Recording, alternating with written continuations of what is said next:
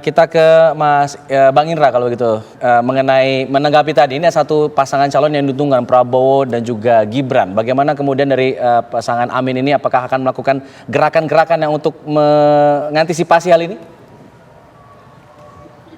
Ya, jadi kembali lagi, negara ini itu nggak pernah dibuat berdasarkan mayoritas atau minoritas, ya kan? Saya ini dari kelompok minoritas. Kalau kita bicara angka mayoritas selalu yang diambil, aspirasi kami minoritas ini nggak pernah didengarkan. Kan bukan itu Indonesia. Indonesia itu adil untuk semua. Jadi nggak usah lah, ngapain maksa-maksa harus satu putaran. Kalau memang rakyat Indonesia itu membutuhkan 2 putaran, biarkan saja berjalan secara alami. Karena sekali lagi ini bukan masalah mayoritas, masalah minoritas. Ini masalah aspirasi untuk semua. Jadi kalau kami ya tetap bekerja keras untuk meyakinkan rakyat Indonesia kalau Indonesia butuh perubahan.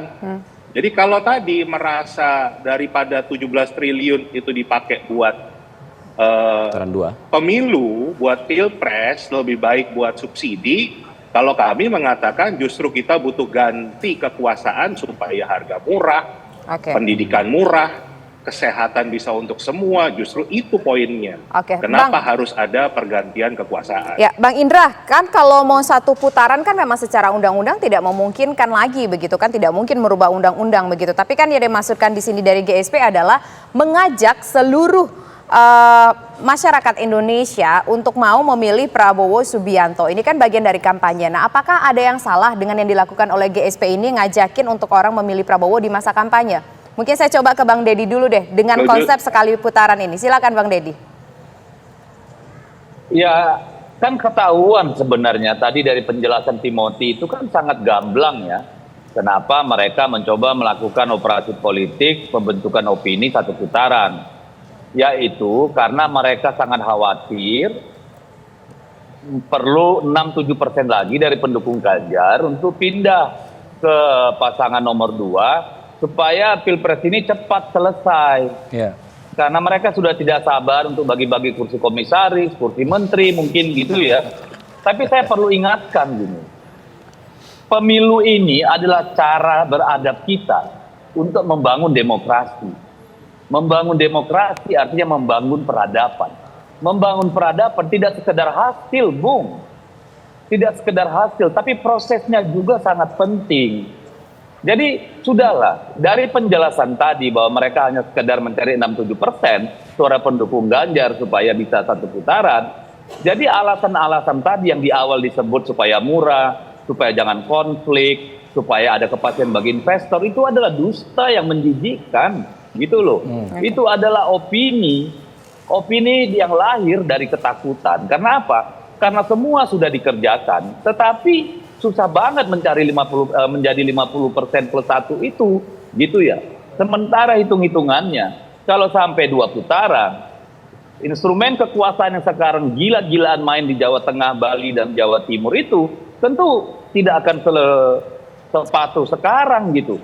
Para donatur-donatur partai politik yang selama ini dibungkam, diancam jangan menyumbang itu, tentu juga akan berpikir kembali bermain 2 kaki seperti sebelum-sebelum ini.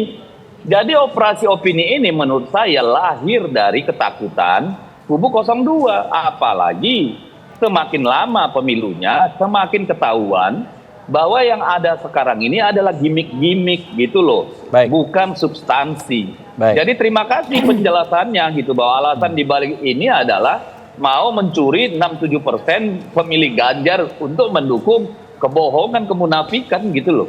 Baik, Bang Fahri, ada tanggapannya mengenai hal ini karena sebagai pihak yang diuntungkan, apakah akan membiarkan gerakan itu berlanjut atau justru memberikan rem-rem sedikit agar tidak blunder, Bang Fahri? Jadi banyak kritik sistemnya sudah saya katakan, ini adalah akibat daripada presidensial threshold yang menyederhanakan kandidasi sehingga kandidatnya itu tinggal sedikit. Nah, alhamdulillah kami membayangkan memang ada blessing in disguise juga bagi Pak Prabowo, bahwa memang Pak Prabowo itu adalah simbol daripada keharusan seluruh kekuatan nasional untuk bersatu dan berkumpul karena figur ini adalah figur yang lengkap gitu. Oke, Bang Fahri. Pak Prabowo itu bisa dibilang tersambung dengan Bung Karno, tersambung dengan Pak Harto, dekat dengan Pak Habibie, sangat dekat dengan Gus Dur, dekat dengan Ibu Mega, ya, dekat dengan Pak SBY sekarang mendukung beliau, Pak Jokowi juga sekarang mendukung beliau. Jadi memang dia adalah figur rekonsiliasi nasional yang sangat mungkin oleh seluruh rakyat pemilih kita tanggal 14 Februari nanti yang akan dipilih itu adalah Pak Prabowo dan Mas Gibran. Jadi memang ada alasan-alasan yang faktual berdasarkan hasil survei dan sebagainya. Kemungkinan besar memang pemilu ini akan hanya satu putaran karena posisi Pak Prabowo yang memang unik dan luar biasa ya. Baru kali ini kita punya calon presiden yang betul-betul dikenal oleh kiri dan kanan secara sangat luas. Dan inilah yang menyebabkan mungkin saja gerakan teman-teman itu ketemu jodoh gitu loh. Jadi kemungkinan bahwa kemudian pada pemilu 14 Februari 2024 masyarakat kemudian menentukan pilihannya untuk mengatakan sudahlah sekalilah. Kan toh calon presiden memang dibatas-batasi oleh partai besar kan, ya terutama PDIP yang selama ini memang mengupayakan agar begitu, calon itu sedikit dengan parlemen, jangan nunjuk nama lah. Anda juga bagian dari yang menyetujui itu.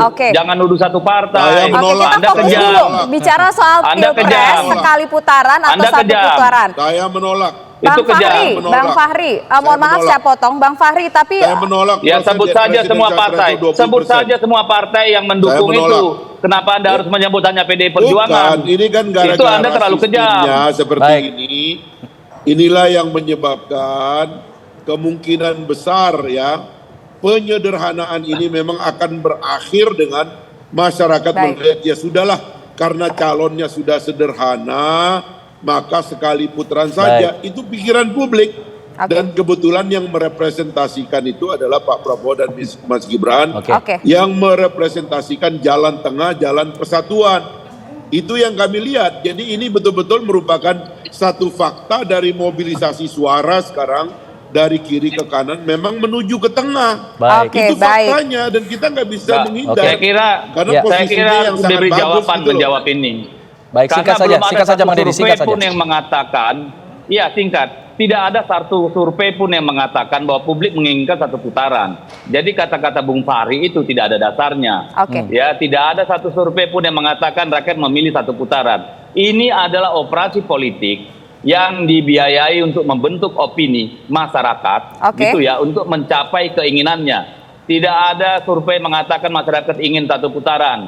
Yang ada itu adalah broker politik dan konsultan politik yang mengkampanyekannya. Seperti Kodari, ya jelas-jelas orang bayaran.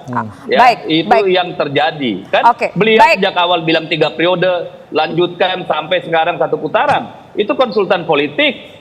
Bukan rakyat gitu, jadi jangan diklaim. Jangan membodohi rakyat lah. Baik, terima kasih Bang Deddy. Singkat, ini sebuah tudingan mungkin mewakilkan suara dari Bang Kodari. Singkat saja Bang. Ya kalau kita dibilang bayaran atau apa enggak lah ya. Karena kan kita melihat juga datanya sama. Surveinya juga sama.